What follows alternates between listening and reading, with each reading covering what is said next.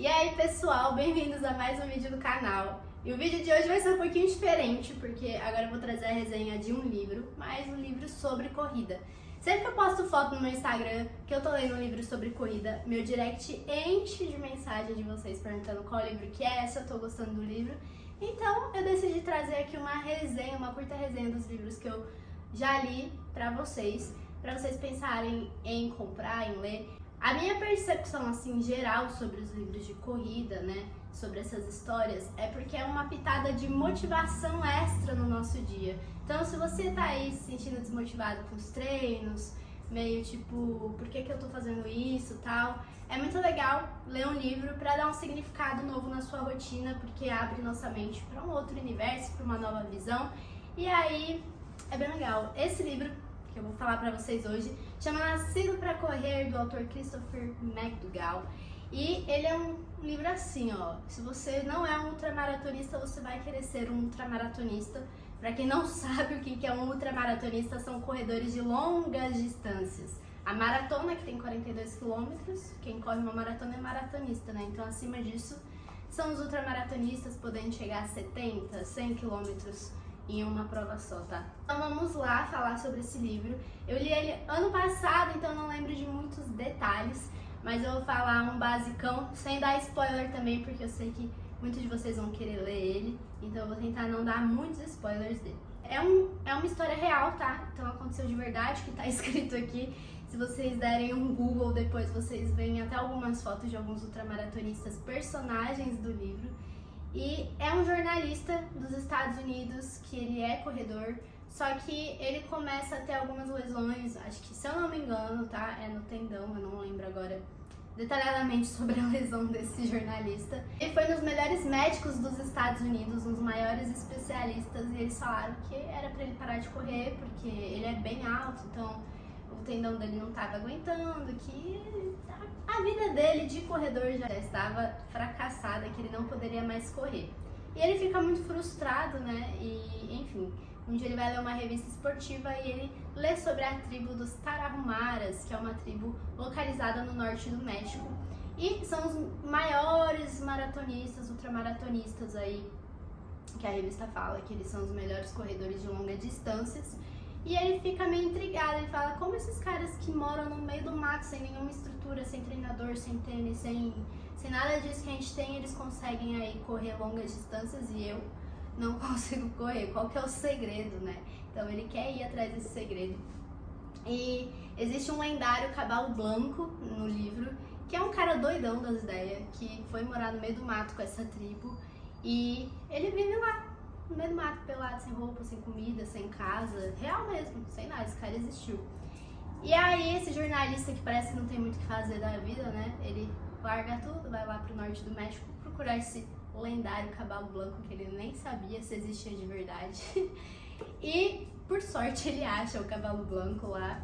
E a tribo dos Tarahumaras é uma tribo que vive meio camuflada, assim, né, no meio lá da natureza, e no livro diz que você só encontra eles se eles permitirem que vocês encontrem eles. Então não é ir lá e falar, e aí, vocês não vão ver eles, ficam bem camuflados no meio assim do deserto, da floresta, não lembro também muito bem o que é, no meio do mato lá. Enfim, e ele consegue chegar até essa tribo através do Cavalo Blanco, e ele fica um período lá com eles, vivendo lá a rotina deles, treinando com eles. E é uma tribo que corre descalço ou com sandálias de borracha que eles mesmos fazem. E isso também intrigou bastante ele. E eles são muito felizes, falam que eles têm muita alegria em fazer isso, né? Tipo, não é algo que eles fazem pra performance, nem pra ganhar, nem pra nada. Eles fazem porque eles gostam mesmo. E eles têm uma alimentação muito simples, eles têm uma vida muito simples, eles gostam muito de beber cerveja. Lembrando, eu não tô incentivando ninguém a beber cerveja aqui, mas a tribo lá gosta de beber cerveja. Ele conhece e ele fala, e ele tipo fica intrigado, ele quer voltar a treinar. Então quando ele volta para os Estados Unidos, ele pega um treinador, começa a treinar, ele quer melhorar e voltar lá para o norte do México depois para fazer uma ultramaratona que ele e o Cavalo Blanco estão organizando aí de fazer. Eles querem fazer um evento, chamar as marcas, chamar patrocinadores para fazer uma ultramaratona lá, chamar outros corredores de outros lugares do mundo pra correr junto com os Tarahumaras. Só que a comunicação com o cavalo branco lá dos Estados Unidos fica meio complicada, né? Porque o cavalo não tem celular, não tem e-mail, mora no meio do mato, né? Como que faz essa comunicação? Como que organiza um evento desse jeito? Ele tem que esperar o cavalo achar uma lan house para mandar um e-mail para ele, para responder, enfim. Depois de alguns meses, anos, não sei, eles conseguem finalmente organizar esse evento. E ele volta lá para o norte do México acompanhado de outros ultramaratonistas. E acontece esse evento. E se vocês pesquisarem no Google, rolou mesmo, tem a foto dos ultramaratonistas lá, os Tarahumaras correram também. Agora eu não lembro muito bem a distância, eu sei que é mais de 100 quilômetros. E lá é assim, não é tipo uma organização, um evento super com estrutura não, é bem rústico, sabe? Então tipo assim, se você morrer no meio do mato, ninguém vai notar, então tem que tomar muito cuidado. É meio que um trail run, então tem subida, descida, mato, você tem que escalar umas partes. É uma pegada bem assim, eu não iria não me arriscaria. Então no próprio livro ele conta algumas histórias de quando ele vai correr lá nessa região. E por exemplo, às vezes você tá correndo, acabou a água e ainda falta 40 quilômetros pra você voltar pra cidade. Ele conta que o calor do deserto, tipo, é muito cansativo e ele fala da experiência de quase morte dele por desidratação. Nada saudável. Além de toda a história, né, dele ter conhecido a tribo, dele falar um pouco aí sobre o dia a dia da tribo em si, o livro ele tem uma moral por trás, né? Então ele fala que nós seres humanos somos os animais mais aptos a correr longas distâncias, diferente de outros animais que correm mais rápido que nós, né? Tipo tigre, leão. Esses animais eles também são bons corredores. Mas o ser humano ele consegue correr por mais tempo porque a gente tem um mecanismo de resfriamento do corpo que é o suor. E ele mostra algumas pesquisas científicas que foi feita ao longo dos anos, desde que o ser humano existe até os dias atuais, que a gente tem um histórico de ser animais corredores mesmo, que a gente conseguia caçar dessa forma, né? Então o livro meio que fala que a gente vencia a nossa caça pelo cansaço. Por mais que os outros animais sejam mais rápidos, a gente consegue correr por mais tempo, aí os outros animais ficavam cansados, até morrer de cansaço a gente comia. Eu não sei se isso é verdade, o livro também não sabe se isso é verdade, se isso é um fato. E então sim, a gente tem a tendência aí de correr longas distâncias. E outra coisa que é muito, muito polêmica nesse livro é a questão do correr descalço, né? Então o livro coloca os tênis de corrida como os maiores vilões e responsáveis pelas lesões hoje em dia, nos dias atuais.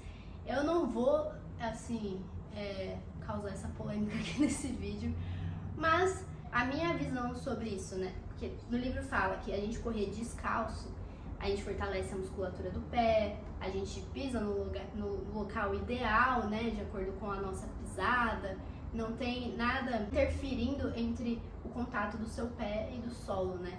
E os tênis atuais, eles às vezes causam lesões porque mudam o formato da sua pisada ou deixam o pé mais fraco, enfim.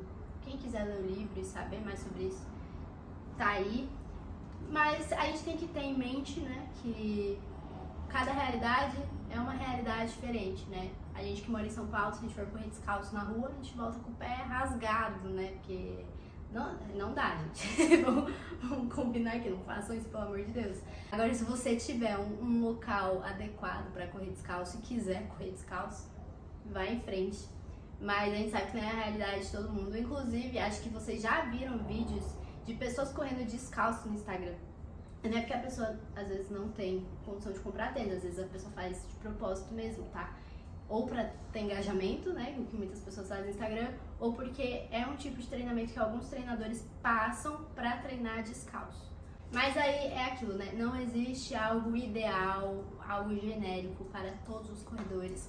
Cada pessoa é uma pessoa, cada pessoa se adapta de uma forma diferente, cada pessoa tem um formato de pisada, um objetivo diferente. E aí vai dar sua opinião de correr descalço, correr de tênis. E contem aqui, quem já leu esse livro? Qual é a percepção de vocês? Que eu quero muito saber também. Então deixa a sua opinião aqui embaixo. Qual que foi o maior insight que vocês tiveram com esse livro? Eu terminei esse livro com vontade de ser uma ultramaratonista. Mas aí eu lembrei que tem que correr muito, aí eu desisti. Esse livro ele tem 318 páginas, se eu não me engano. 318 páginas. O começo dele é um pouco cansativo, eu não comecei muito embalada não, demorou pra eu pegar o embalo, mas no meio do livro ali eu já comecei a ficar mais fascinada com a história e terminei ele rapidinho. Então é isso, eu recomendo muito se vocês precisam mudar a sua forma de enxergar o esporte, enxergar a corrida, se vocês precisam de uma motivação extra ou por puro entretenimento também, eu super recomendo esse livro e trarei os próximos que eu já li também pra vocês, se vocês gostarem dessa resenha, comenta aqui também. Um beijo e até o próximo vídeo.